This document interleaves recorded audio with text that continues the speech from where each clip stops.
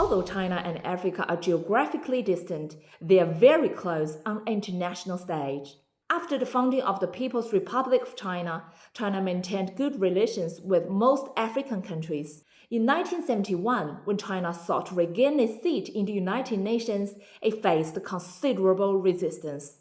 African countries played a crucial role in supporting the People's Republic of China to restore its lawful seat in the United Nations.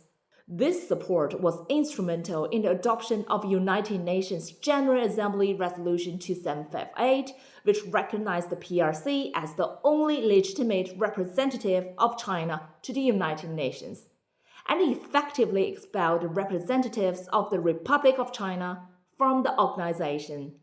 China believes in repaying kindness tenfold. As China developed rapidly, it did not forget Africa and began supporting the continent as early as the last century. While Western governments almost abandoned Africa, viewing it as a source of instability, migration, and terrorism, China saw an opportunity for mutual benefit. In 2000, China-Africa trade was only $10 billion.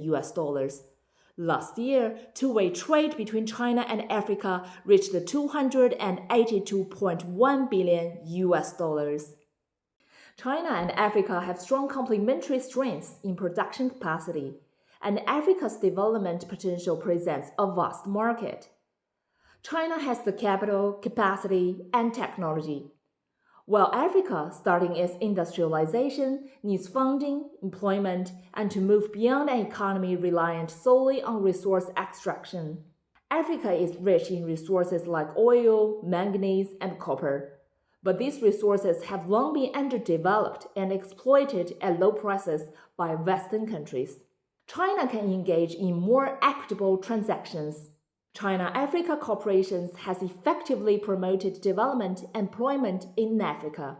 A McKinsey survey of over 1,000 Chinese companies in 8 African countries found that 89% of the employees were local Africans. Africans understand that China's foreign policy has never been tainted by colonialism. The biggest differences between China and the West is that China treats Africa as an equal partner. Economically, China and Africa engage in fair trade, and China helps Africa in further processing its resources.